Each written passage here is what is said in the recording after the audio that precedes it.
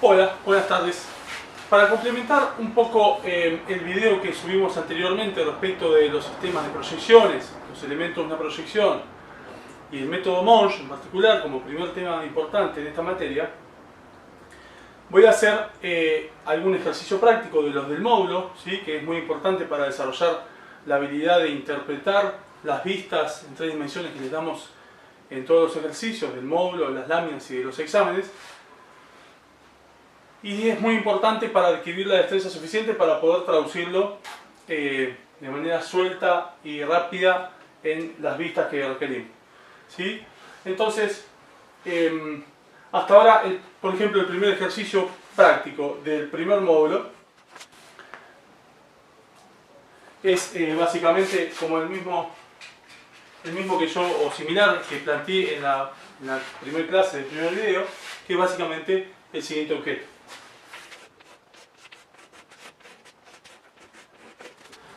Este sería el objeto en 3 dimensiones. Intenté hacer una isometría a mano alzada, claramente no está perfecta, pero lo que nosotros necesitamos que ustedes logren interpretar y realizar como solución es, por ejemplo, en este módulo se pide las 6 vistas, que es lo mismo que yo hice en el planteo de la clase teórica, ¿sí? Después habrá otros módulos o otras secciones de ejercicios que tal vez piden las vistas necesarias, que serían las mínimas que yo necesito para poder definir la geometría de esta pieza o de la de estudio de una única manera, ¿sí? Entonces, para hacer lo mismo que hicimos en la clase del video anterior, básicamente yo tengo que elegir tomar una de las vistas como anterior o principal, ¿sí? Para hacerlo igual que el ejercicio del video, yo elegí esta dirección, ¿sí? Y a partir de esta voy a obtener las otras. Claramente al objeto le da lo mismo cuál tome yo como vista anterior o principal, así que es a criterio del dibujante, según crea él más conveniente para la interpretación y para generar menos vistas o achicar la cantidad de vistas necesarias requeridas para ese dibujo. Entonces básicamente, tomando esta como vista anterior, voy a ver de manera paralela al plano de proyección, en este caso el pizarrón, estas dos caras tal cual como lo mencioné en el video anterior. Entonces voy a tener una vista así. Este cuadrilátero es este y este otro pintado sería este. De la misma forma yo voy a ir obteniendo las distintas vistas. Entonces, para obtener la vista a la derecha voy a mirar desde la izquierda. Observo desde aquí, que sería lo mismo que mirar desde acá, y proyecto haciendo uso con una regla, hago líneas auxiliares simplemente para que me ayude a dibujar, que se correspondan con el nivel mínimo, con el nivel máximo y con cualquier característica que esté en la primera vista, ¿sí? Entonces, la siguiente vista, por una cuestión de conservación de la geometría, no se puede ni agrandar ni achicar respecto de estos límites, porque estas vistas están siendo proyectadas paralelas al plano de proyección, ¿sí? Si fuera una proyección oblicua, entonces tal vez puede cambiar la cosa. Fíjense que esta arista se corresponde con esta. Yo empecé dibujando la horizontal de arriba, se corresponde con este segmento. Luego voy a bajar,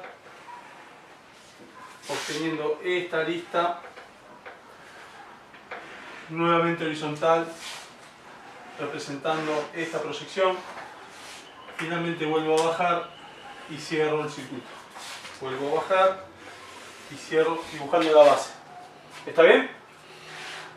Si vieron el video anterior, si se acuerdan lo que yo mencioné respecto de la simetría entre las vistas intermedias, es como que cuando tenga que obtener la vista lateral, pero en la otra dirección o en el otro sentido, que sería mirando desde acá, ¿sí? Respecto al anterior es mirando desde la derecha, pongo un plano de proyección detrás del objeto mirando desde la derecha y luego lo rebato sobre el plano del pizarrón tal cual como hice en el modelo de la computadora. Entonces voy a obtener acá una vista, en este caso es idéntica pero simétrica. Es como si yo estuviera planteando un plano o eje de simetría en la parte media de esta vista, vuelvo a hacer mis líneas auxiliares y como estoy seguro que esa vista está bien, yo por lo menos la copio pero en su versión simétrica. De la misma manera voy obteniendo las distintas vistas poniendo planos como tal cual hice yo con el cubo ideal de planos, que por ejemplo para obtener la vista superior ponía un plano debajo, ¿sí? Sería como este papel, así, perpendicular al pizarrón en este momento, la pieza está acá, voy volando desde el infinito, proyecto hacia abajo con mis rayos proyectantes pasando por todos los puntos de este objeto y obtengo una imagen o proyección superior sobre este plano. Luego el método Monge me indica a mí que lo tengo que rebatir y colocar en el mismo plano que el del pizarrón o el del plano de papel que esté dibujando, ¿sí? Entonces, si yo imagino que tengo un plano inferior aquí, desde el infinito como observador y de manera ortogonal proyecto esta figura o este cuerpo sobre el plano, voy a obtener, también conservando el ancho de la pieza, esa vista superior, ¿sí? Debajo del anterior, por esto de que los planos se encuentran detrás del objeto. Entonces me quedan alternado el nombre con la posición. Si respeto lo de la simetría respecto de un plano medio en esta vista, voy a obtener la vista inferior de la misma manera, nada más que ahora, tal cual como lo expliqué en el video anterior, esta lista,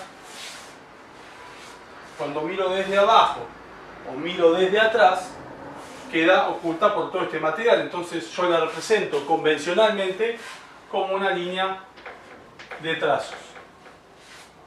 Bien, luego la vista posterior yo la puedo obtener girando una vez más en este sentido o girando una vez más en este otro, para arriba, para abajo, para la derecha o para la izquierda.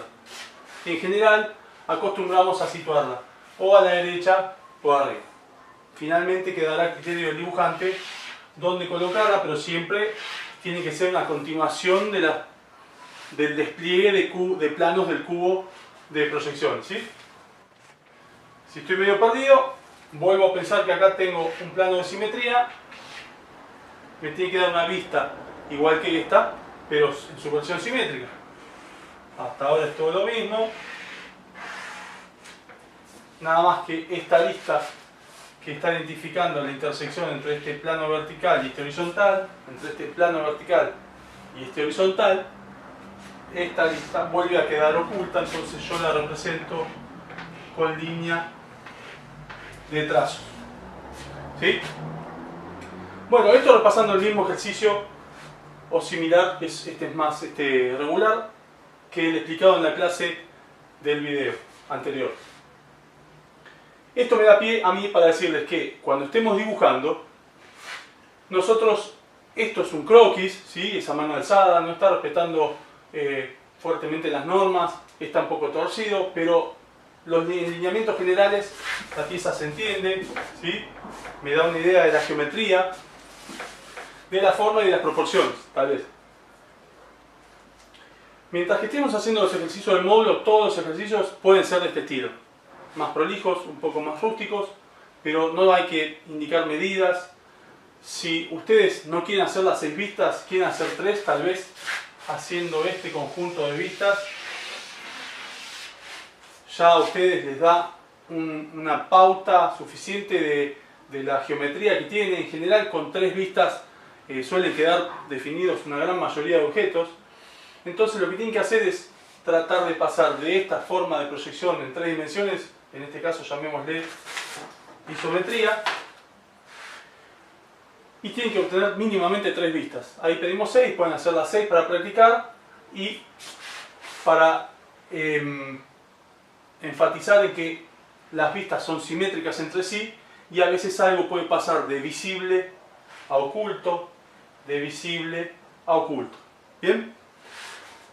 Cuando estemos realizando el primer trabajo práctico o lámina globalizadora número 1, ¿sí? Es obligatoria, la tienen que realizar todos, lleva una calificación numérica que pesa bastante en la nota final en caso de promocionar.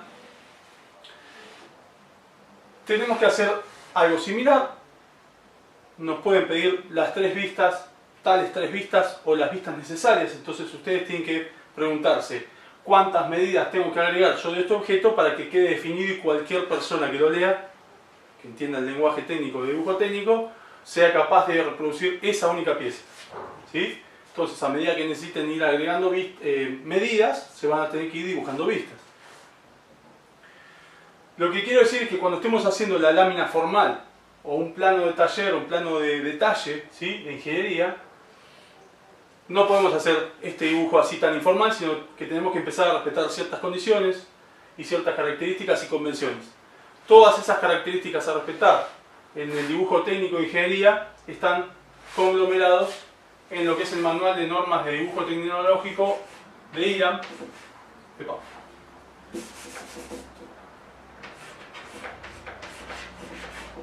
que es nuestra única bibliografía obligatoria.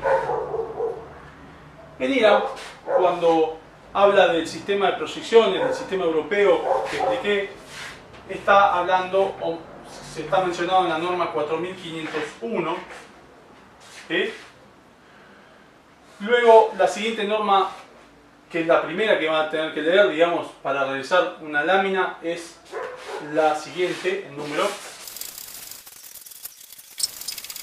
La siguiente es la 4502. ¿De qué va a hablar esta norma? De las convenciones básicas de líneas. Entonces, hasta ahora, por ejemplo, nosotros vimos dos tipos de líneas. La línea continua y la línea de trazos.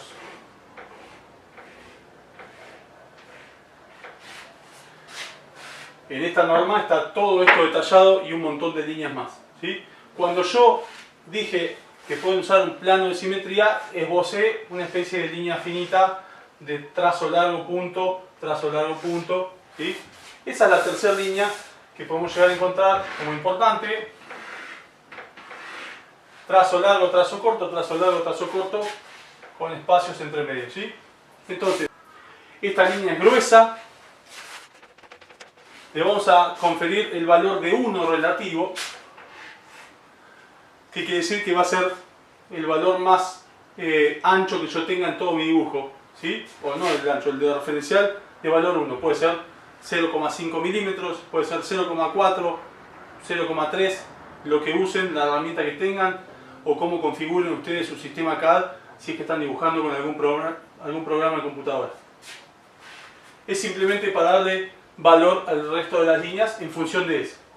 Esta línea continua gruesa la usé yo hasta ahora para mostrar todas las aristas visibles y contornos de una vista de una pieza. Entonces, la gruesa de valor 1 son las visibles.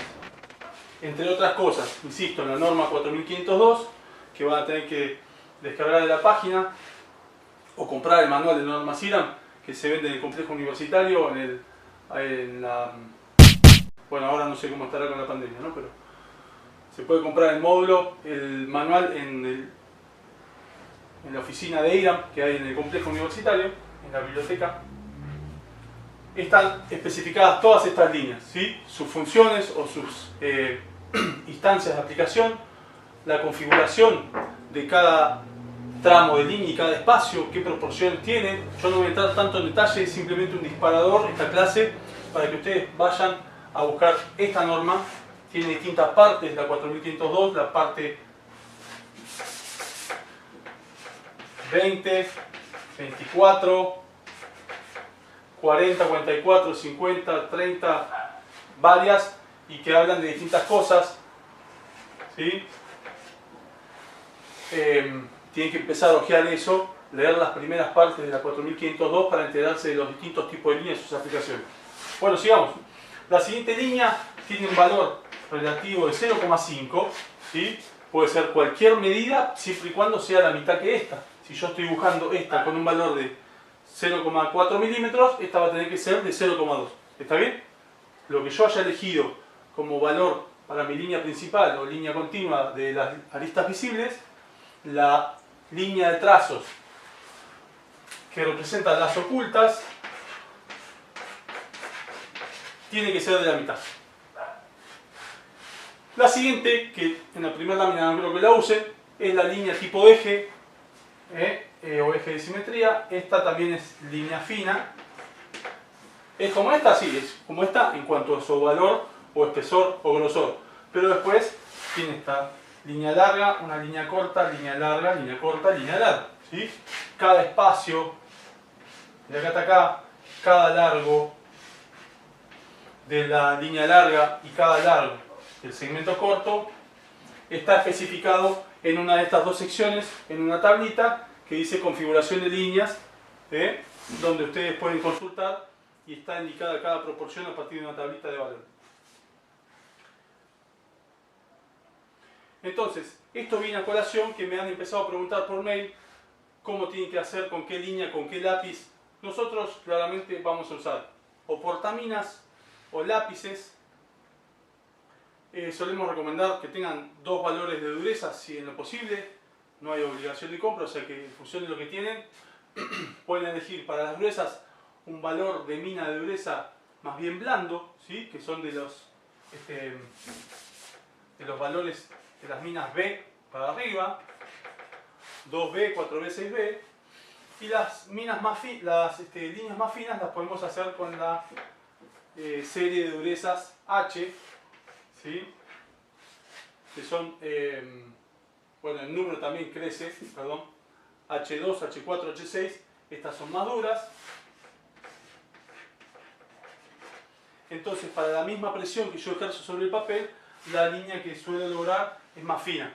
Con la misma presión, con una mina más blanda, suelo hacer una línea, sale un poco más gruesa y además más intensa. Con que nosotros hagamos una diferencia entre la intensidad de una línea, sin preocuparnos por el espesor, sin estar repintando una línea para que quede más gruesa, va a ser suficiente. Solamente manejando la presión con la misma dureza. ¿Sí? Acá yo hago línea fina continua porque después la continua fina, que también es de 0,5, va a ser la línea que usemos para indicar todo tipo de anotaciones, cotas y líneas de referencia. ¿Sí? Entonces esta va a ser la de cotas. Línea fina continua. ¿Sí? Entonces con este grupito de 4 líneas principalmente nos vamos a poder manejar en todos los trabajos prácticos. Ahora bien, esto lo leen de acá. Luego va a haber una norma que habla de el formato del papel. Luego, además de esas dos normas, vamos a tener la IRAM 4504, que va a hablar de los formatos de papel. La 4505, que habla de la escala. Y la 4508, que habla de rótulo. Luego, me faltó mencionar, muy importante también, y que hacemos mucho hincapié, es la 4503, que normaliza todo lo que es el formato y las medidas y tamaños de la escritura, o sea, los números, las letras y los símbolos, así como las separaciones entre letras, la distancia entre renglones cuando estoy escribiendo y demás. Hacemos mucho hincapié en esta norma, mucho hincapié en la representación de las líneas. Claramente hay que dibujar en la escala correcta, ahora voy a hablar un poquito. Y, por ejemplo, bueno, hacemos hincapié en todas, ¿no? Que una lámina esté hecha en un formato que no está permitido en la norma es causal de desaprobación, por ejemplo. Por lo menos así lo tratábamos históricamente, ¿no? Insisto, esto no va a ser una clase magistral, sino que pretendo mencionar los números de las normas, mostrarles de qué habla cada una, como para que ustedes bajen los archivos, los consigan o los consulten de algún libro que tengan de normas actualizado. La edición vigente es la edición 2017, ¿sí? Y a partir de esto pueden hacer una lámina normalizada de los trabajos prácticos globalizadores u obligatorios. Entonces, cuando preguntan en qué papel pueden hacer los trabajos o deben hacerlos, tienen que consultar esta norma 4504 que habla del formato. Básicamente vamos a tener muchos formatos de papel, nosotros nos vamos a manejar principalmente con dos y fundamentalmente con uno. Es el que conocen todos, es este papel, la resma de papel A4 de la fotocopiadora, ¿sí?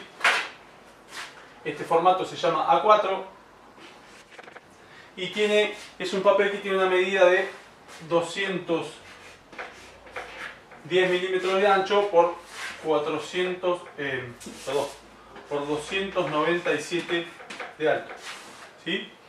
Luego pueden llegar a tener el formato A3, que es este mismo duplicado. Se va al doble de superficie, haciendo que esto sea 420, manteniendo los 297. Con estos dos formatos o tamaños nos vamos a poder desenvolver sin problemas en esta materia. ¿Por qué necesitaría yo un formato más grande? Bueno, porque estoy dibujando un conjunto grande de muchas piezas, o un edificio, o una obra de ingeniería u obra civil, donde necesito mostrar más cosas, y por más que yo achique la escala, si exagero el tamaño del papel muy pequeño con la escala chica, el detalle es mucho menor, ¿sí? Entonces, a mayor detalle requerido, necesito agrandar la imagen y por lo tanto presentarlas en un papel más grande. Bueno, volviendo a nuestro formato mínimo y suficiente para los trabajos prácticos, vamos a trabajar de la siguiente manera. Una lámina globalizadora se debe presentar en este formato, tiene que tener esas medidas más o menos 2 milímetros de tolerancia, y después vamos a dibujar nosotros, que va a ser un poquito más grande. Este es el formato A4. En la página oficial de la cátedra hay un archivito que dice recuadro y rótulo, ejemplo, donde van a estar las medidas de rótulo, que no es exactamente este. La norma 4508 especifica las medidas y la geometría del rótulo normalizado por IRAM. Nosotros, para minimizar un poco el trabajo práctico de en cada lámina dibujar todo un rótulo completo, lo hacemos más simplificado. Entonces tienen que ir a la página y al sitio de la cátedra de dibujo y descargar el modelo que permitimos nosotros, que es más simple. También están las medidas de recuadro, que es lo que voy a hacer yo ahora. Entonces, esa es la geometría del papel. Ahora voy a hacer un margen o un recuadro con lápiz que tiene las siguientes medidas. Claramente son líneas paralelas al borde del papel, tendría que estar perfectamente en escuadra, pero acá le vamos a dar al margen derecho una medida de 10 milímetros, al margen superior también una medida de 10 milímetros, al margen inferior también una medida de 10 milímetros, y al margen izquierdo, que es donde nosotros haríamos las perforaciones para encarpetar, por ejemplo, el margen es de 25 milímetros, ¿sí? Además de este recuadro, lo que tenemos que hacer en cada trabajo práctico o lámina globalizadora es hacer el rótulo, que básicamente tiene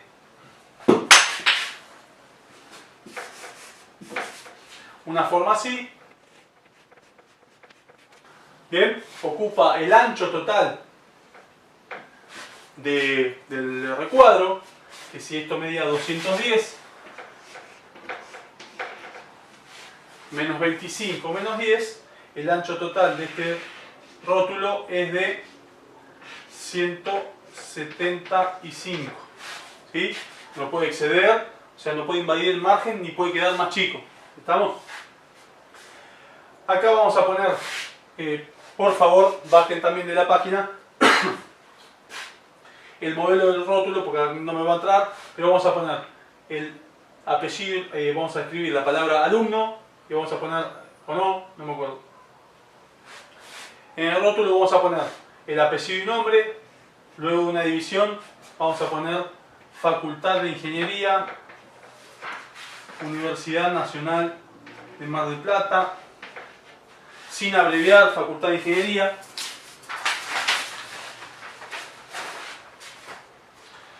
Luego acá vamos a poner el ayudante, que se lo vamos a asignar nosotros. Acá va la palabra escala. y con la escala indicada, que se escribe, por ejemplo, 1, 2.1 es escala 1 en 1, ¿sí? Ahora vamos a hablar qué es la escala. Acá vamos a poner la fecha, la lámina, por ejemplo, o no me acuerdo si iba arriba o abajo, pero en estos dos campos queda la lámina, y pondremos lámina número 1, 2, 3, 4, la que sea, la fecha, y acá abajo, cuando en la cursada tradicional, nosotros firmamos, cada ayudante pone la fecha de recepción o de corrección, la nota y la firma del ayudante. Y finalmente acá se pone el título.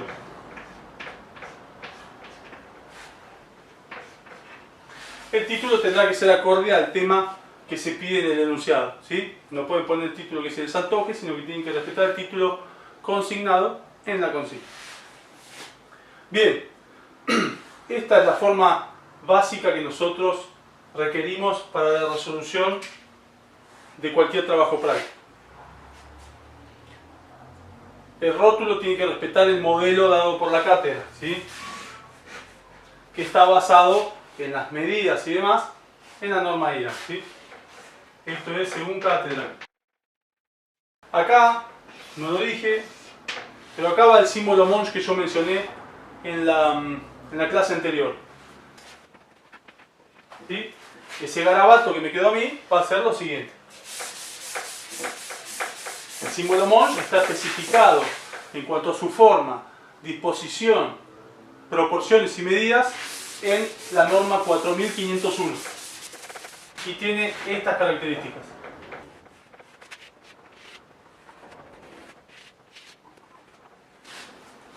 Son dos vistas de un cono truncado, ¿sí?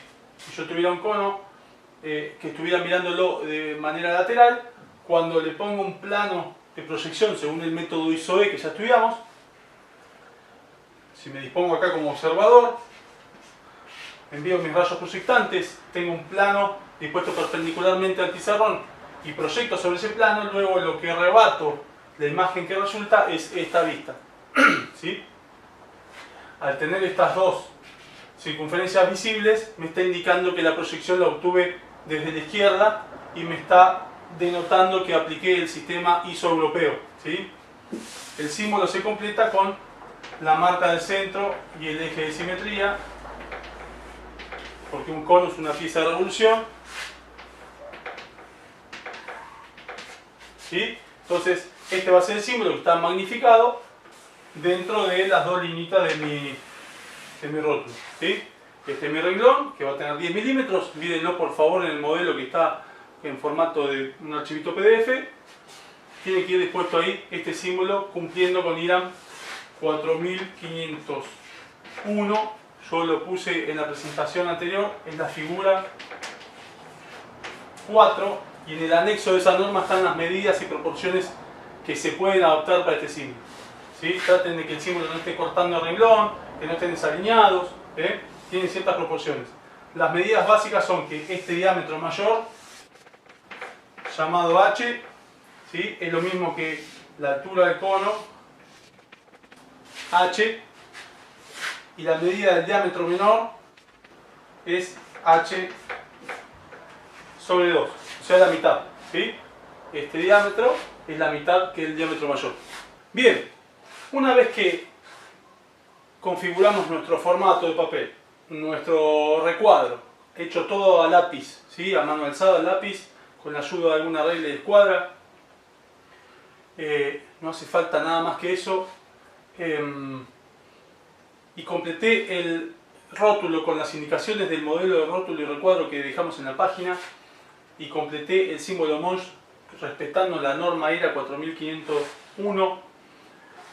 Voy a tener que dibujar las vistas necesarias, que yo crea necesarias por lo menos.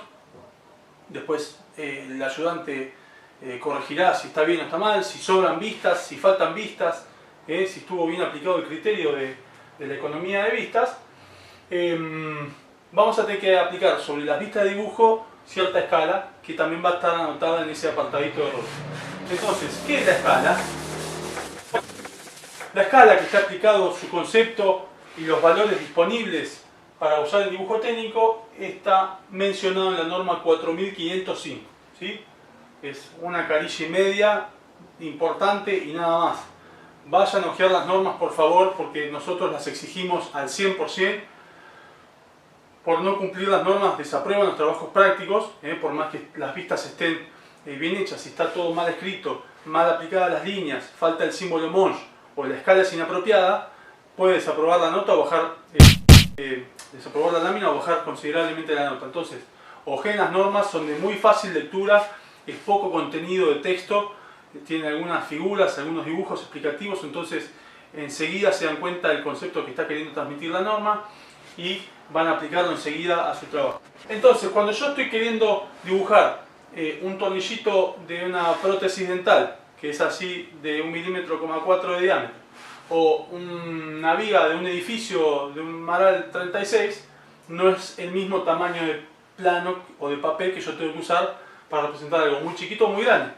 Entonces, ahí es donde hago uso de la herramienta convencional de la escala. La escala es una relación adimensional entre dos medidas, entre lo que está dibujado y lo que mide la realidad, ¿sí?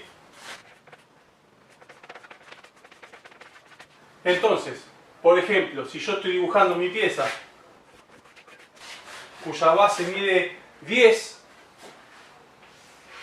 por ejemplo, y la dibujo de 10 y mide 10, esta escala, simplifico, queda una escala de 1 en 1, ¿sí? Si estoy dibujando la misma medida que lo que mide la realidad, es la escala 1 en 1, se llama escala natural. Cuando estoy dibujando algo, si por ejemplo quiero dibujar un tornillito o un perno de una prótesis dental, se me ocurre ahora en este momento, que puede ser, qué sé yo, cualquier cosa así. Una parte cilíndrica tiene un cuellito y después acá una parte roscada. Claramente esto, que es el tamaño del borrador, no le entra en la boca a nadie. Estoy haciendo un dibujo ampliado, agrandado, para que la representación gráfica sea adecuada para quien la lee, ¿sí? Entonces, lo que estoy dibujando, por ejemplo, lo estoy dibujando de tamaño 10. Si dibujo algo de 10 milímetros, cuando en realidad mide 1, estoy haciendo una escala de ampliación. Escala. En cambio, si estoy dibujando en el mismo orden de tamaño, por ejemplo, estoy dibujando la fachada de una casa, y acá tiene una losa y un portón de garage de 3 hojas. Bueno, acá dibujo la puerta, bien de jardín de infantes, pero estoy dibujando una casa del mismo tamaño que el perno dental. ¿Qué estoy haciendo acá? Estoy dibujando más chico que el tamaño real. Entonces, cuando acá estoy dibujando, por ejemplo, algo que en el dibujo mide 1 milímetro y en la realidad mide 100 o cualquier valor, ¿no? Voy a estar aplicando una escala de reducción. Entonces, cuando yo estoy ejecutando mi dibujo, tengo que elegir una escala apropiada que me permita a mí aprovechar al máximo el tamaño disponible en el área de recuadro del papel, que respete esta norma. En la norma 4505 hay una tablita que dice: usted puede elegir para construcciones mecánicas entre esta lista de escalas disponibles. 1 en 1, 1 en 2, 1 en 5, 1 en 10, por ejemplo, para reducir. Para ampliar será 2 en 1, 5 en 1, 10 en 1 y así. Hay una cierta lista. Lo mismo para construcciones civiles. Después hace algunas aclaraciones que los pueden salvar de alguna eventualidad. Léanlo y entérense cuáles son esos casos particulares que pueden aplicar, ¿sí? No se los voy a decir yo, así van y lo leen. Así de fácil. Entonces, tenemos que dibujar según una escala normalizada y se expresa de esta manera. Pongo la palabra escala y pongo en el plano, en el apartado de rótulo donde decía escala, pongo escala. Por ejemplo, si usé la misma medida de dibujo que lo que mide la pieza en realidad, pongo escala 1 en 1. Estos números tienen que estar en el rótulo, todo rótulo tiene que estar escrito según la norma 4503 de escritura, ¿sí? Entonces, esta letra no va a ser así, claramente va a ser una cosa como esta. No la voy a escribir toda, voy a hacer apenas una palabra para que tengan noción de cómo tiene que ser la letra. La norma indica, a partir de la base del renglón, una altura máxima para la mayúscula y los números, y después la altura de la minúscula es del 70% del valor que yo tomé para la mayúscula. Entonces, si la E es así,